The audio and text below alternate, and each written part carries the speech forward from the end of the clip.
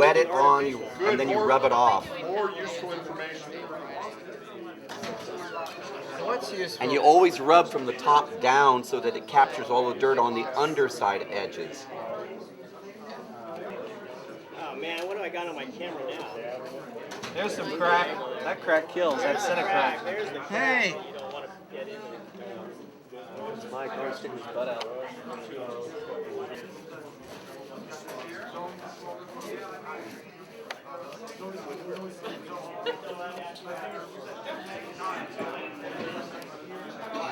Water-based toll paint. Water-based what? Toll paint. It's usually used for painting wood hobby projects. It's too hot here, so Acrylic, right? Yeah. And that's the good thing, being a water-based acrylic. If you don't like it and you've done too much, you can always take it off with a little bit more soap and water. But once it dries, that's it. No, it comes off. It's water-based, so you apply more water later, and you can still take it down. still if take you, it off? Yeah, if you've done it, if you think it's too much. If you really feel nervous about the weathering process, practice on a piece of scrap plastic, paint it with the same paints you're painting your object with, and practice.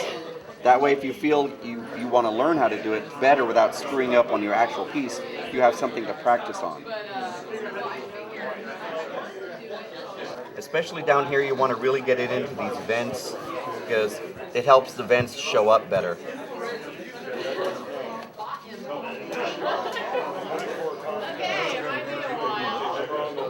Max can narrate.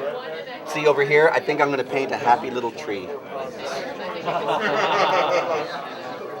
You see, I always just rub from the top down, never from the bottom up, because if you did the bottom up, you'd wipe all the dirt off the bottom, and that's where all the dirt would accumulate, on the undersides of things.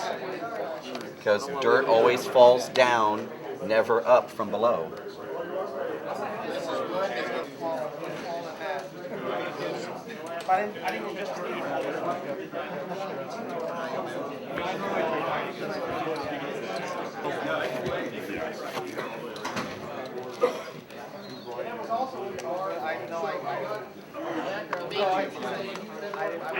Yeah, what are your color choices here?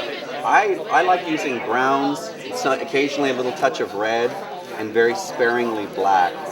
You only want to use black in like little areas. It's almost like just little highlights to almost like adding darkening spots, but very sparingly though, because otherwise it just looks fake. You have to, I mean, you want to strive for something to look natural, and the best way to get something to look natural is to study photographs of old objects after they've been out for a long time. Like look for pictures of like old western towns, or that have been abandoned, or old buildings, and you see how dirt accumulates on the surfaces of buildings, and where it accumulates, and how, and what colors. And the colors can depending on where your object is supposed to be. The dirt and earth in different parts of the world are in different colors. So sometimes if you want to be really anal retentive, you could base it on, really where is it supposed to be, what is the earth in that area, and sort of go from that. Tatooine and get a dirt sample. Exactly. In Tatooine, there'd be if you were weathering something that's meant to be from Tatooine, there'd be a lot more brown with hints of red. If it was a like urban environment, like somewhere like Naboo, there'd be a lot more black, like soot and oil. But I'm assuming that we're doing this more of a Tatooine weather because we're using a lot of brown with just a little bit of black. And sometimes you actually want to let it sit, to let it dry up just a little bit. And then you can rub it down. Some places you rub harder, some places you rub less. And in doing so you get a real nice random look to the weather.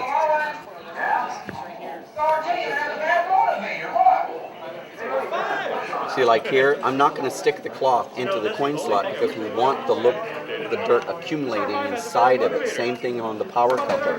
And we don't want to go in the bottom, but maybe just a little bit in the top, as if the natural water, whatever weather, would have wiped off the dirt off the top of something, but not the bottom.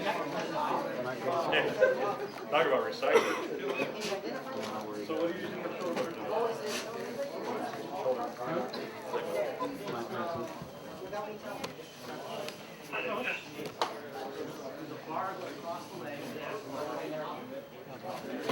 Mike, I got a question, sir. Yes, sir. Do you care if it looks brushed on or not? We're gonna go over it again. We go over it once like this, and then we put on Yeah, major. sort of a beginning base, and then you can go back with a fine brush and just paint little streaks in places, as if like he's had some oil leaking out of his a joint or such. Yeah, I mean, my legs are one of my legs now put together in the house, and it's literally it didn't stand there until one way down. I'm thinking about bringing it. Rest of it. Figure out which one it is. Because I can just set it out. Or they can how heavy are these legs?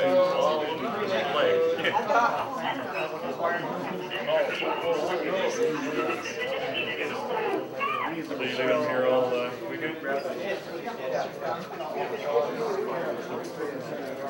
And you really have to make sure you get into tight, small spaces where you know there'd be lots of crud just accumulating. You know.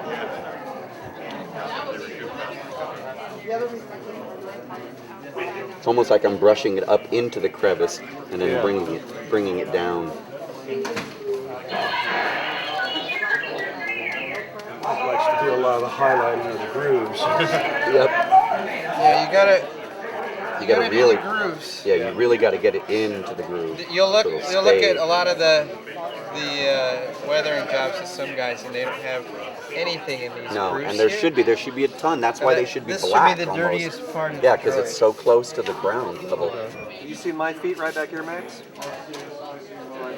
Just crammed it all right. Yeah, exactly. That's exactly it. It's all raw umber Yeah. and Yeah, just it's all I crammed it in with a brush. I do it more like the way Max does it, where I use a brush and just Rub it coat in. everything And I wipe it figured- off. And then wipe The it what? off because I figured in Where? real world Around something here? to get filthy and then Is you there try one to near your house? Exactly, and you would just wipe it off. Not and being real a near. robot, well, you know, nobody really He cares how probably knows dirty a better robot where- is. around here. Let's just like do the minimum, which is just a surface wipe off. Almost like somebody who's too lazy to take their car to a car wash and just rinses it off with a hose. Well, after a while, it shows all sorts of dirt and streaks because it was never touched or rubbed. So this works good for the hoses too. Yeah, it sure does. So you don't Because it gets need into all the weathered hose texture. hoses. Look at that. Oops. Oops.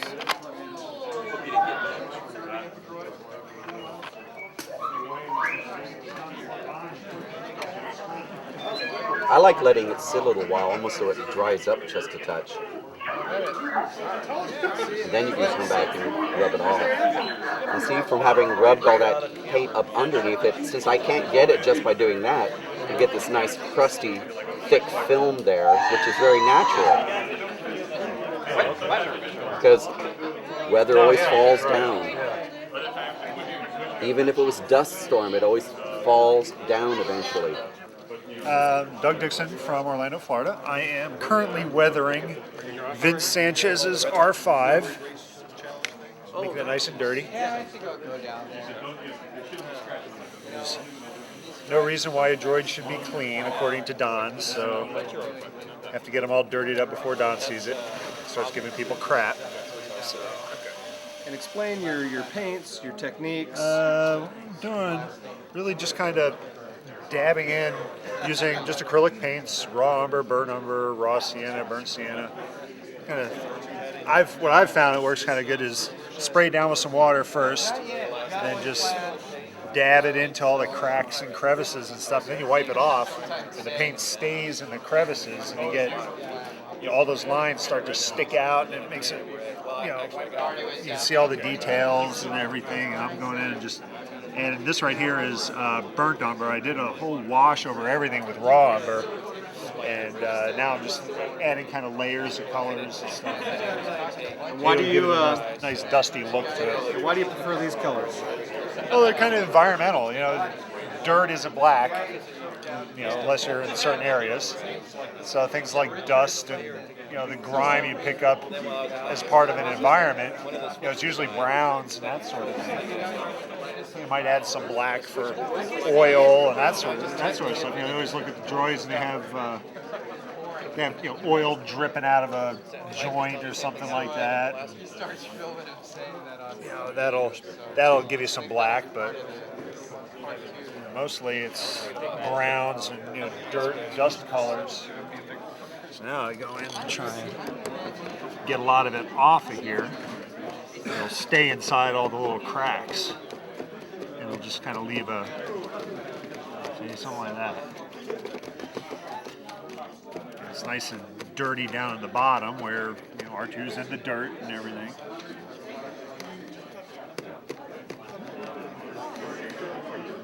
Later on, I may go in and sometimes you spray some water on it, it'll kind of run and drip. You might get kind of a mud look to it.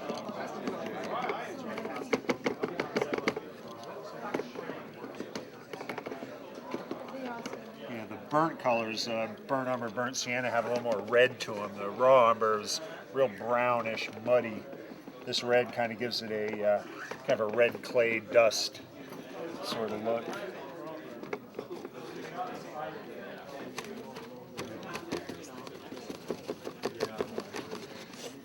And that's the thing, if you look at a droid in person, you'll see all the panel lines and all that, but as soon as you take a picture of it, it all disappears unless there's some dirt and stuff in there to make it stand out. I remember Don saying, even when R2 was all cleaned up at the end of episode 4, he was actually really dirty in person, but when you look at him on camera, he's all nice and clean because the camera sees things a lot differently.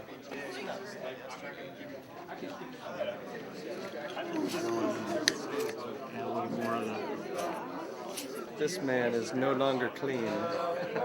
He's filthy dirty.